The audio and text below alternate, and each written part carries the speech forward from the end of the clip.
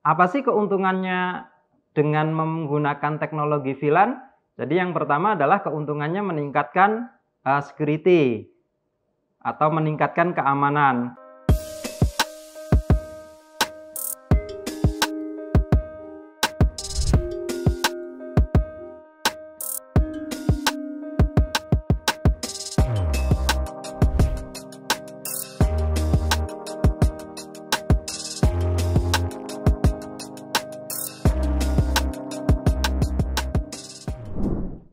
Assalamualaikum warahmatullahi wabarakatuh. Salam sejahtera untuk kita semua.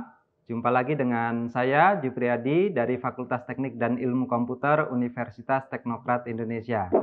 Pada video kali ini, saya akan menyampaikan materi terkait dengan virtual LAN atau yang lebih dikenal dengan VLAN. Adapun tujuannya adalah yang pertama, Anda dapat menjelaskan apa itu VLAN dan tujuannya dari teknologi VLAN ini apa. Kemudian yang berikutnya adalah Anda bisa menjelaskan bagaimana paket dari sebuah VLAN itu diteruskan ke VLAN yang lain.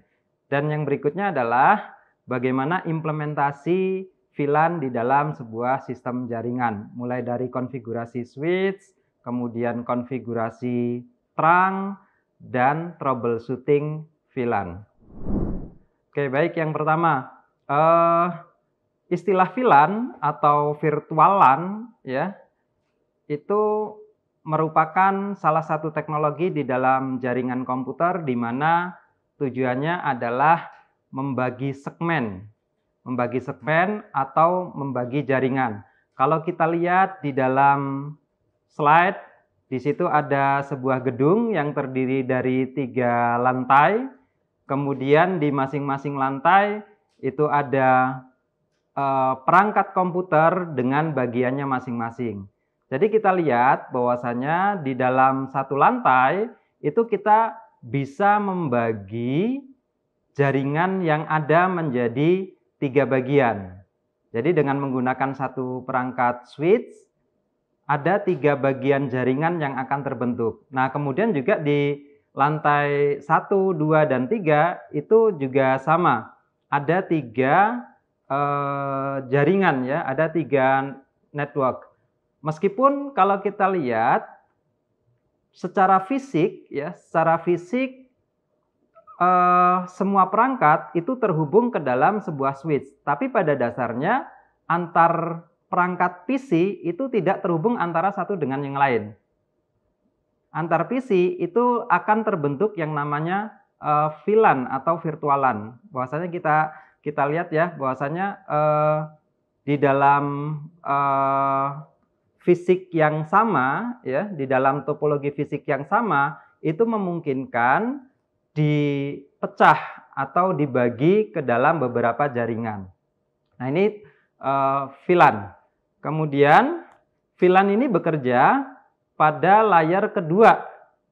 Jadi VLAN ini merupakan logical partisi logik gitu ya. Partisi logik di layar kedua dari network. Oke, kemudian apa sih keuntungannya dengan menggunakan teknologi VLAN? Jadi yang pertama adalah keuntungannya meningkatkan security atau meningkatkan keamanan. Kemudian yang kedua adalah menghemat cost ya, menghemat cost. Jadi kita bisa membagi beberapa jaringan secara logik ya, meskipun terhubung secara fisik. Artinya kalau kita butuh 3 buah jaringan, kita tidak harus membutuhkan fisik sebuah switch itu 3 buah atau 3 unit. Jadi bisa menggunakan cukup 1 unit saja. Nah, kemudian juga performanya akan lebih baik dan memiliki broadcast domain yang lebih kecil. Jadi antar VLAN meskipun secara fisik itu terhubung, tapi antara klien atau PC itu tidak akan saling mengganggu ya, tidak akan saling mengganggu. Karena memang broadcast domainnya itu berada di masing-masing VLAN yang akan kita buat. Kemudian yang berikutnya adalah manfaatnya adalah yang paling penting adalah mudah untuk diimplementasikan. Jadi dengan VLAN ini ya, kita memiliki jaringan, dapat dengan mudah diimplementasikan teknologi VLAN. Nah, kemudian untuk VLAN itu sendiri itu terdiri dari 4 tipe. Yang pertama adalah default VLAN, ya, atau yang dikenal dengan VLAN 1 gitu ya. Bahwasanya semua switch, semua perangkat switch itu seluruh portnya itu menjadi anggota atau masuk ke dalam VLAN 1 secara default. Kemudian yang kedua adalah tipe VLAN yang kedua adalah data VLAN. Data VLAN ini biasanya dibuat untuk tujuan spesifik ya dari sebuah device. Ya, misalnya seperti untuk VoIP atau untuk akses internet dan lain sebagainya. Nah, kemudian yang ketiga, tipe VLAN yang ketiga adalah native VLAN. Jadi VLAN ini dibuat untuk meneruskan semua paket atau traffic dari sebuah VLAN yang tidak memiliki tag atau tidak memiliki tanda. Jadi ketika ada VLAN yang tidak memiliki tanda, itu akan dilewatkan ke dalam native VLAN. Dan kemudian yang terakhir itu adalah manajemen VLAN. Jadi VLAN ini dibuat untuk meneruskan paket yang digunakan untuk manajemen dari sebuah jaringan. Misalnya seperti SSH, kemudian SNMP, dan syslog. Ya. Nah, secara default VLAN 1 itu juga disebut sebagai VLAN manajemen. VLAN 1 itu juga sebagai default VLAN. Jadi kalau kita lihat di sebuah perangkat ya dengan menggunakan perintah show VLAN brief, itu semua port yang ada di perangkat switch tersebut itu akan berada di dalam VLAN 1 atau berada dalam VLAN default. Baik, berikutnya bahwasanya dengan adanya VLAN tadi dikatakan keuntungannya adalah salah satunya adalah memiliki broadcast domain yang kecil. Jadi kalau dilihat di gambar ya, pada gambar di situ berada dalam satu buah perangkat switch, kemudian ada 24 komputer ya. Dari 24 komputer, kalau tanpa adanya teknologi VLAN, maka 24 komputer ini berada di dalam satu broadcast domain. Artinya ketika ada satu komputer mengirim pesan broadcast, maka seluruh komputer itu akan menerima pesan broadcast yang dikirimkan. Nah, dengan adanya teknologi VLAN, itu tidak akan terjadi. Jadi misal seperti di gambar, ada 3 VLAN ya, ada 3 VLAN. Jadi masing-masing VLAN itu terdiri dari 8 PC atau 8 komputer. Nah, ketika salah satu PC atau salah satu komputer melakukan broadcast, maka yang menerima pesan broadcast itu hanyalah komputer yang berada di VLAN tersebut. Jadi kalau di VLAN 10, maka yang menerima ketika ada pesan broadcast di VLAN 10, maka yang menerima pesan broadcast itu hanya VLAN 10 saja. Jadi hanya 8 PC ya.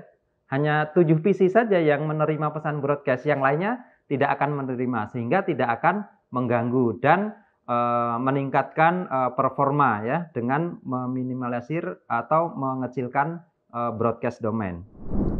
Oke, kemudian di dalam VLAN kita kan bisa membuat VLAN di dalam sebuah switch itu tidak hanya satu, bisa banyak ya. Bisa banyak VLAN yang kita buat. Nah, untuk melewatkan beberapa VLAN atau lebih dari satu VLAN, ada yang namanya teknologi VLAN trunk ya. Jadi VLAN trunk ini adalah VLAN ya atau port ya yang digunakan, port yang berada di dalam switch yang digunakan untuk mengirimkan paket multiple VLAN. Jadi VLAN 1, VLAN 2, VLAN 3 atau VLAN 100 itu dilewatkan ke dalam satu jalur. Kalau kita lihat di topologi yang ada di gambar ya. Nah, yang disebut dengan VLAN trunk itu yang mana? Di situ ada port 01 dan 03 ya. Yang di arah panah ya, itu ada 2 port. Nah, port itulah yang disebut dengan VLAN trunk. Nah, kemudian kalau kita lihat di sebelah kiri dan kanan gambar, di situ ada 3 VLAN. Ya, 3 VLAN. Nah, 3 VLAN ini nantinya akan dilewatkan paketnya melalui satu jalur saja yang disebut dengan VLAN trunk ya. Jadi 3 VLAN dilewatkan melalui satu jalur, tidak menggunakan 3 jalur, jadi cukup menggunakan satu jalur saja. Nah, ini yang disebut dengan VLAN trunk. Nah, VLAN trunk ini standar yang digunakan itu menggunakan 802.1key. Jadi protokol yang digunakan adalah 802.1key. Kalau kita lihat link antara switch 1 ya di topologi ya, antara switch 1 dan switch 2, kemudian antara switch 1 dan switch 3, itulah yang disebut dengan VLAN trunk, di mana akan membawa VLAN 10 atau akan melewatkan VLAN 10, VLAN 20, VLAN 30, dan VLAN 99. Nah, meskipun secara fisik itu terhubung seperti ini ya, secara fisik terhubung secara langsung, tapi sebenarnya antar VLAN itu tidak terhubung ya. Antar VLAN itu tidak terhubung. Jadi antara bagian fakultas ya, di situ ada faculty dan guest tamu, ya itu tidak akan terhubung meskipun secara fisik terhubung, tapi secara logik tidak akan bisa nyambung antara PC fakultas dan PC tamu. Nah, kemudian dengan adanya VLAN ya, dengan adanya VLAN ini, maka broadcast domainnya itu akan lebih terkontrol. Ya, seperti disampaikan tadi, bahwasanya dengan adanya teknologi VLAN ini mengurangi broadcast domain. Jadi kalau misalnya seperti di gambar ya, seperti di gambar, itu ada 2 VLAN. Ketika ada broadcast di VLAN 1, maka VLAN yang lain itu tidak akan menerima ya, tidak akan menerima pesan broadcast. Nah, kemudian bagaimana mengidentifikasi bahwasanya VLAN ini masuk ke dalam VLAN berapa atau paket ini berada di VLAN berapa? Jadi teknologi yang digunakan adalah teknologi tagging atau memberi tanda gitu ya. Di setiap header ya, di header dari paketnya. Ketika kita menerapkan teknologi VLAN, maka di header paketnya itu akan dimodifikasi. Di dalamnya akan disisipkan yang namanya tagging atau istilahnya adalah VLAN tagging ya, VLAN tagging. Jadi akan diberi tanda paketnya. Ini VLAN berapa? Kalau misalnya paketnya VLAN 10, maka yang menerima broadcast pesannya adalah VLAN 10. Kalau ternyata tag-nya nanti VLAN 20, maka akan diteruskan ke dalam VLAN 20. Dan ketika VLAN 30, maka akan diteruskan ke VLAN 30 dan seterusnya. Nah, ini berdasarkan tagging. Jadi meskipun dia berada di secara fisik terhubung dalam secara langsung ya, tapi logiknya berbeda karena diberi tanda. Ini sesuai dengan tandanya. Nah, kemudian di dalam VLAN kita mengenal istilah native VLAN ya. Native VLAN itu adalah VLAN yang digunakan untuk meneruskan paket-paket VLAN yang tidak memiliki tag ya, tidak memiliki tanda. Jadi ketika ada paket yang tidak memiliki tanda, maka akan dikirimkan melalui jalur native VLAN. Nah, di dalam Cisco native VLAN itu default-nya adalah di VLAN 1. Oke, baik. Bagaimana untuk implementasinya? Implementasi dari VLAN ini sangatlah simple ya, sehingga banyak digunakan. Banyak digunakan baik itu di ISP ya ataupun di instansi-instansi. Karena memang simple ya, simple dan memiliki performa yang baik.